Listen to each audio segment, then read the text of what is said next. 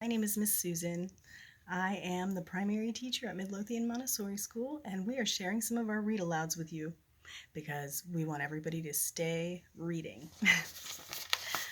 Today, we're going to be starting the book. It's one of the Magic Treehouse series. This is Midnight on the Moon. Mom and Dad, after the sessions, within 3 hours of the end of the session being posted, an email link will be sent out with some follow-up questions, worksheets, and other stuff that's kind of fun activities that you can do at home regarding Midnight on the Moon. It's pretty exciting, and I know many of my friends out there probably already know Jack and Annie. They are some pretty cool kids. They have a tree house that I would have loved to have when I was their age. So let's check in with them. Today we're just going to do our prologue, if there is one, and our chapter 1. Midnight on the Moon. It's written by Mary Pope Osborne. Oh, here's the prologue. That means the before part. One summer day in Frog Creek, Pennsylvania, a mysterious tree house appeared in the woods. 8-year-old Jack and his 7-year-old sister Annie climbed into the tree house. It was filled with books, and it was magic. It could go any place that was in a book.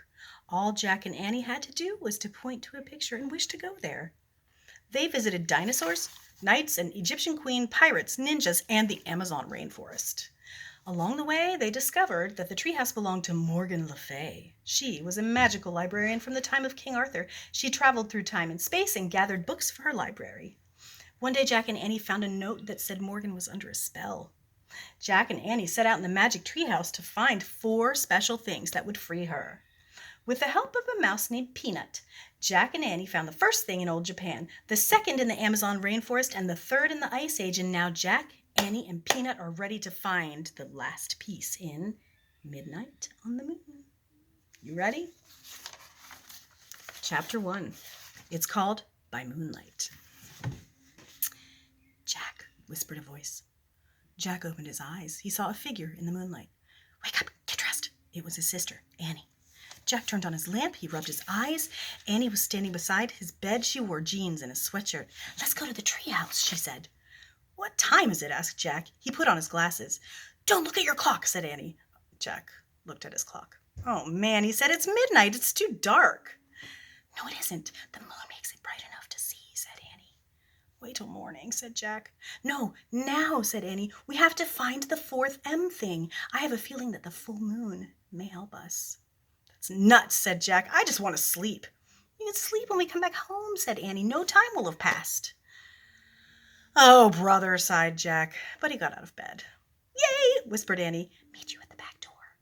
She tiptoed out of the room, and Jack yawned, pulled on his jeans, his sweater, his sneakers, put his notebook and his pencil into his back wrap, and then he crept down the stairs. Annie opened the back door. Quietly, they stepped outside. Wait, said Jack. We need a flashlight. No, we don't. I told you. The moon will light our way, said Annie, and she took off. And Jack sighed and then followed her. Annie was right, thought Jack. The moon was so bright that he could see his shadow, and everything seemed awash with silver. Soon they left their street. Annie led the way into the Frog Creek woods. It was much darker under the shadows of the trees. Jack looked up and searched for the treehouse. There, said Annie. The magic treehouse was shining in the moonlight. Annie grabbed the rope ladder and started climbing up. Careful, go slowly, said Jack. He followed her up the ladder and into the treehouse. Moonlight streamed through the window and shone onto the letter M that sparkled and shimmered on the wooden floor. It shone on the 3 M things that rested on it. A moonstone from the time of ninjas, a mango from the Amazon rainforest, and a mammoth bone from the Ice Age.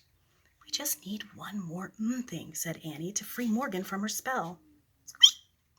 Peanut, said Annie. In the dim light, Jack saw a tiny mouse. She sat on an open book. You didn't expect to see us this late, did you? Said Annie. She picked up Peanut, and Jack picked up the open book. So where are we going this time? Annie asked him. Jack held the book up to the moonlight.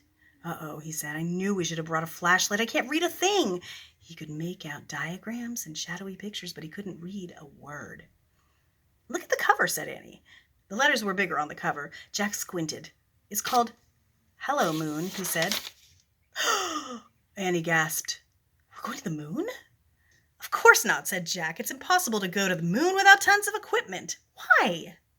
There's no air. We can't breathe there. And not only that, We'd boil to death if it was day, and we'd freeze to death if it was night. Yikes, said Annie. So where do you think we're going? Maybe a place where people train to be astronauts, said Jack. That sounds neat, said Annie. Yeah, said Jack. He'd always wanted to meet astronauts and space scientists. Say the wish, said Annie. Jack opened the book, pointed to a picture of a dome-shaped structure, and said, I wish we could go there. The wind started to blow. The treehouse started to spin. It spun faster and faster and faster and faster, and then everything was silent.